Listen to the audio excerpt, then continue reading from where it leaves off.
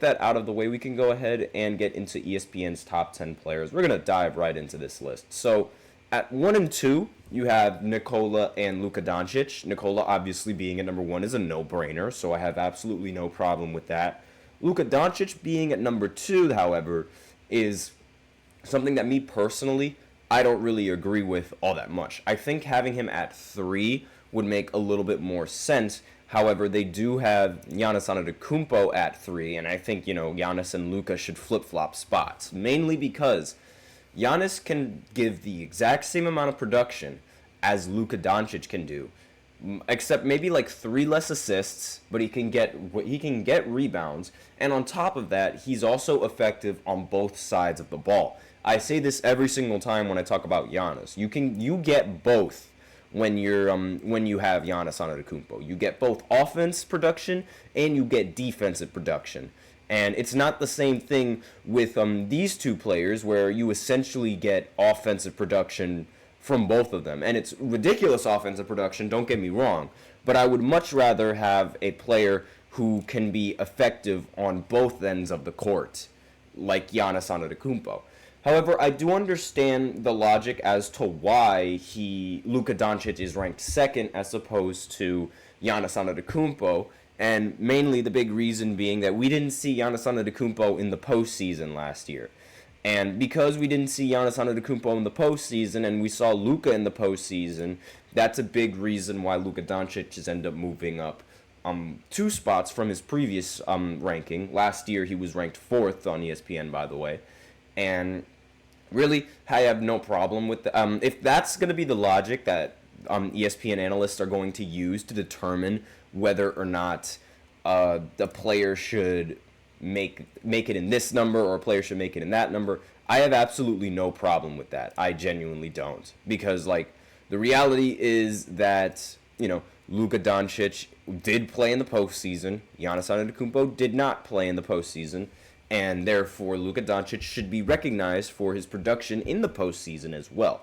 Now, in the earlier stages of the postseason, Luka didn't really play all that well, but later on he did, so I think that basically evens it out.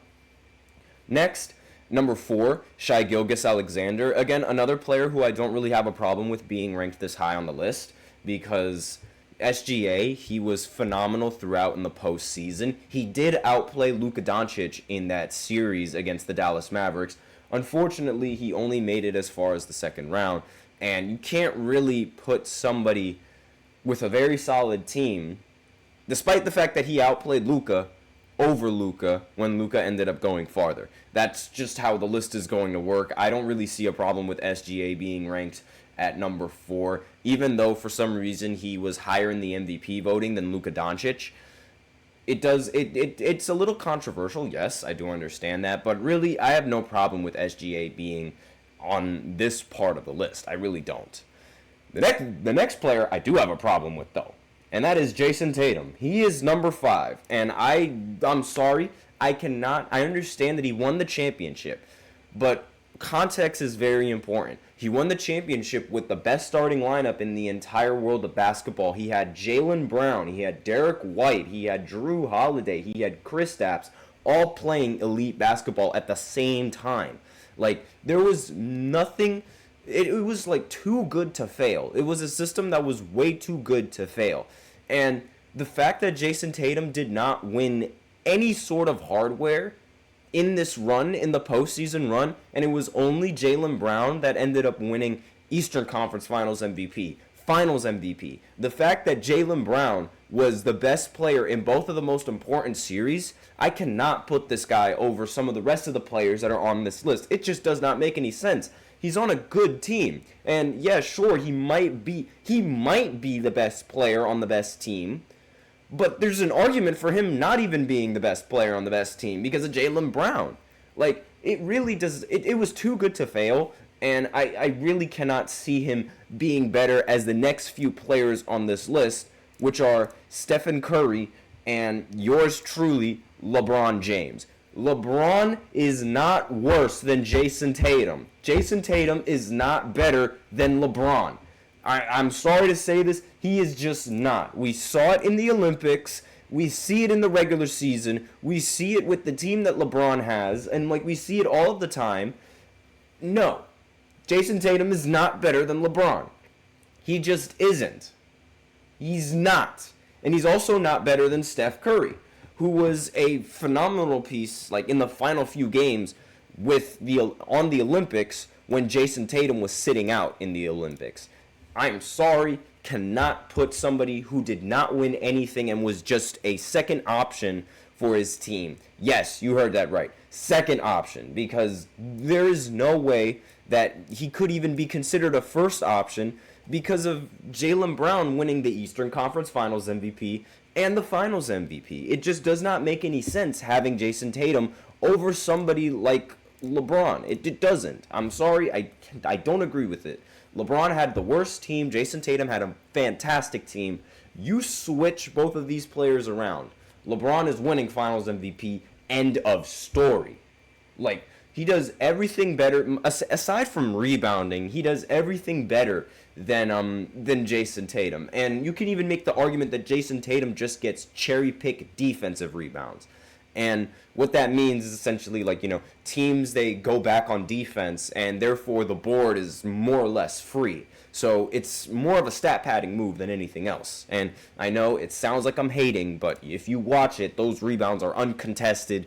It's really not that difficult to get uncontested rebounds, especially when your teammates let you get those uncontested rebounds. And the fact that he wasn't the best player in the postseason for his team on a fantastic team does not make him over LeBron. It just doesn't. Like, this was exactly the same reason why a lot of people were reluctant to put Curry over LeBron, because Curry did not win any Finals MVPs in any of the matchups that he played against LeBron up until, this certain matchup when he played against Jason Tatum. But still, I know I skimmed over Steph Curry, but I really don't have a problem with Steph Curry being ranked 6, but obviously he should be ranked lower than LeBron. There's just no argument for LeBron being worse than Stephen Curry. No argument for Jason Tatum being better than Stephen Curry. Absolutely none of it. And I think Jason Tatum should be 7th, then 6 should be Steph, and then 5 should be LeBron. End of story. Absolutely no reason why LeBron should be 7th on this list. That is just absolutely appalling to me. And it's really just why? What on earth are you doing? And the next, I don't have a graphic up for these players, unfortunately, because there are a lot. So the next, number 8, is Joel Embiid. And, I obviously, he is a top 10 player. Not going to deny that. However, he did not play the entirety of the season. But at the same time, I can't really think of any other NBA player that should be ranked over him, aside from the players who are already ranked over him. I can't really say somebody like Anthony Edwards is better than Joel Embiid. I can't really say that Kevin Durant is better than Joel Embiid now, at least.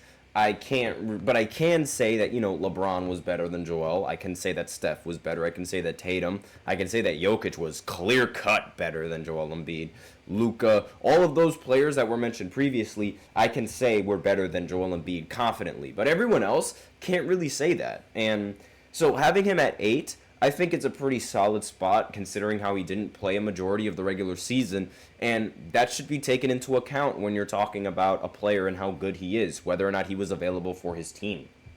Now, the next player on this list, I alluded to him already before, Kevin Durant. He's ranked 9th. I don't really have a problem with Kevin Durant ranked at 9th. I think that he's still a top 10 caliber player in this NBA, in the lower tiers of being a top 10 player, because he doesn't really seem to be able to get it done in the postseason unless he's playing with a ridiculously stacked team like the Golden State Warriors. That is the biggest bugaboo of Kevin Durant's entire career, and the fact that he tried to form 2 super teams and failed in both of them is not only hilarious, but it also damages, his standings. And I'm sorry to say this, but I don't really see Phoenix going any farther than what they did last season, which was a first-round sweep. Maybe they'll win a game in the playoffs, but I don't think they're going to make it past the first round with the team that they got. But hey, that's just me. And then last, but certainly not least, the most overrated player in the entire NBA right now, and that is Anthony Edwards. He is ranked 10th. And again, in my opinion, he is the most overrated player in the entire NBA right now. A lot of people, they love to compare him to Michael Jordan, which is ridiculous, even though he's so inefficient. He is like, he had only one good playoff series, and that was, one fantastic playoff series, and that was against Kevin Durant, which was very impressive and very shocking. But in the elimination game against Denver, he was nowhere to be seen. In the playoff series against the Dallas Mavericks, he was also nowhere to be seen. But for some reason, everybody was quick to calling him the next Michael Jordan, and I'm just like, what on earth are we doing here? We're just giving anybody the Michael Jordan handle now, aren't we? But if it's LeBron, oh, LeBron choked. Oh, LeBron did this. Oh, if LeBron played anywhere near as bad as Anthony Edwards did in that postseason, nobody would talk about it. Everybody would slander Anthony Edwards. Everybody would talk so bad about Anthony Edwards and his production and his efficiency. Everything that could have possibly been talked about would have been talked about. In fact, I'm actually going to go ahead and go into his playoff game log just so that way you guys know exactly what I'm saying, because it's really like, it's one of those instances where it gets brushed under the rug, and like, again, it sort of makes, in my opinion, makes him sound incredibly overrated. So let's go ahead, let's run it down. So in the game 7 that I was talking about, Anthony Edwards shot 6 for 24 and 2 for 10 from 3 and ended with 16 points. In an elimination game, if LeBron were to do that in an elimination game, he would get slandered till the end of time. And then in the playoff series against the Mavericks, sure, he did shoot 43% from the field and he did shoot 40% from 3. Right, that is, that's very impressive, I will say that. But in the first 2 games of the entire postseason, of that entire series, he shot 33% from the field and 36% from 3 in 20 points. If LeBron did that, he would get slandered. And I will say, like, I'm not saying that these things and these performances are bad, but they're comparing him to Michael Jordan. So I'm comparing these statistics to Michael Jordan as well. If Michael Jordan put up these kinds of numbers, they would get brushed under the rug. But that's not a Michael Jordan performance in the postseason. You can't do that. That's just like, what are we doing here? It does not make any sense, in my opinion. And he did have he did have dominant performances in games against the Denver Nuggets. I'm not saying that he didn't, but again, like, we're comparing this guy to Michael Jordan. And really, we really think that Michael Jordan is going to go 6 for 16, 5 for 17. Even the hardcore Jordan fans know that Michael Jordan would never shoot like that. And like really, come on, be realistic here. He is overrated, in my opinion. He's not the next Michael Jordan. It's way too early to even make that accusation. So that's really all that I have to say about we got somebody in the chat. Hold on one second. Andre, what's up? How's it going? My thing with Ant is, in the big moments, he talks all this talk and tweets all the nonsense, but he doesn't want the ball in the crunch time. Look at the playoffs this year. He ran to the corner, and yeah, he did do that. He did, I do understand, like, why he did that. He wanted to get the rest of his team involved, because at the end of the day, one player isn't going to win the game for a team, and I totally understand that you need that team support. But again, like, we're comparing him to Michael Jordan here, and Michael Jordan would have had that mentality, give me the ball, everyone get out the way. And Anthony Edwards not only didn't do that, but he also wasn't able to really produce like Michael Jordan. So those are where my problems stem with Anthony Edwards. But aside from that, that's all that I really have to talk about. So now we're going to continue on with this list, and we're going to go from 11 down to 50, however much we can get done in the time that I have, all right? So I'll be right back after this short break, so be sure to stay tuned. Looking for your daily fix of sports talk without having to pay for it? GSMC Sports Network is available on YouTube. Just search GSMC Sports Network. Get your fix of daily sports talk shows on YouTube, absolutely free.